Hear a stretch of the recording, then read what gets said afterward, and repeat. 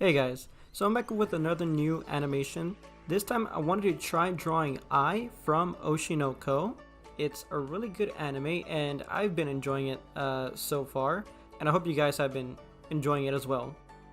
So for this animation I wanted to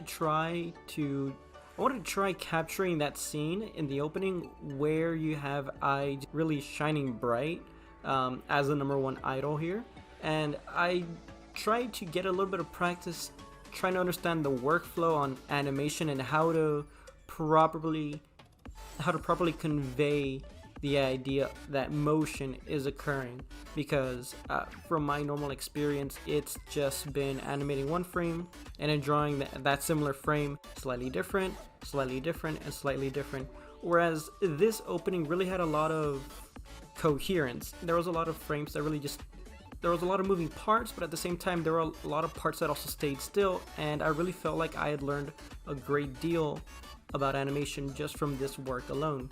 I'd really enjoyed even trying to draw parts that were just explicitly covered up by maybe like the little highlights from the fans, how you can maybe see in this one part.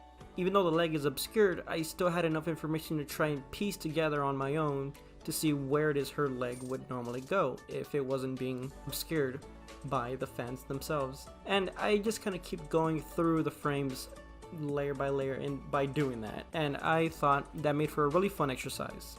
Not only that, but when it comes to animation, in order to get a decent quality of an animation in a relatively short amount of time, I realized right from the very beginning that I could not try and replicate everything.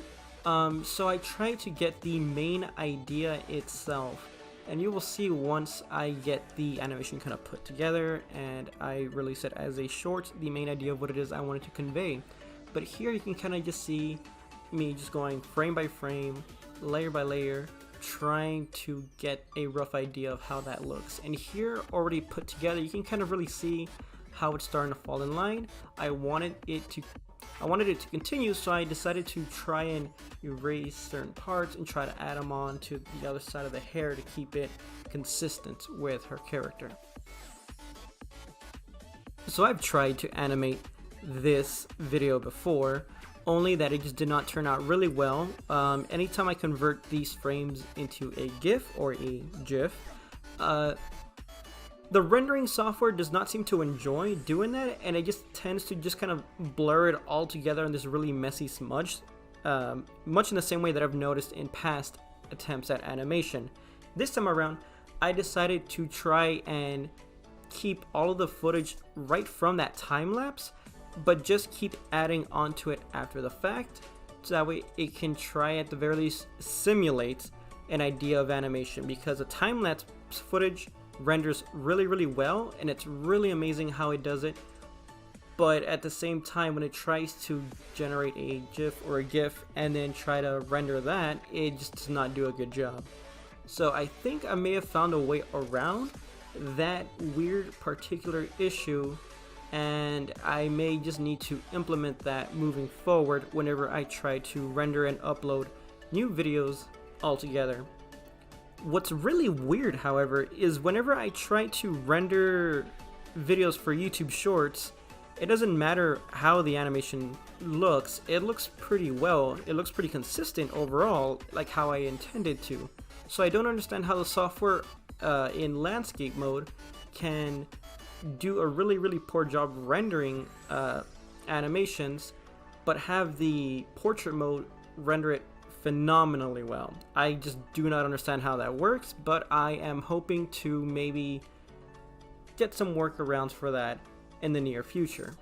Here you can already see well into the design process for the third sequence on I just trying to really move about and try to get that trying to form a little heart with her hands. For this one, I wanted to try and draw outside of the borders that was kind of showcased within the animation itself, and try to piece together an idea as to how the outside looks even if there isn't any actual animation happening there. Not only that, but I decided to go for a more stylistic approach here, since I felt it would be the centerpiece of this animation.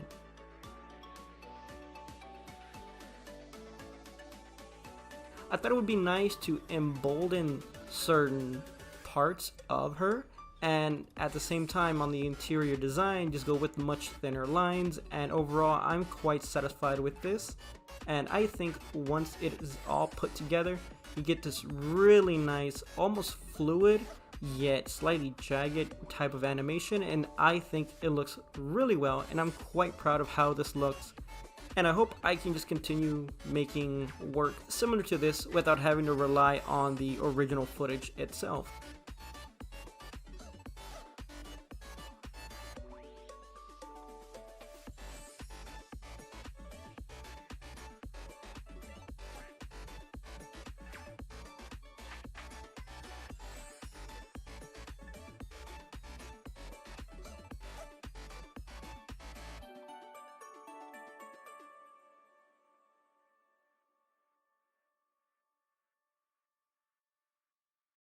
Now when we bring it all together, you get this brief little of the animation, how it's supposed to be and how it's put together.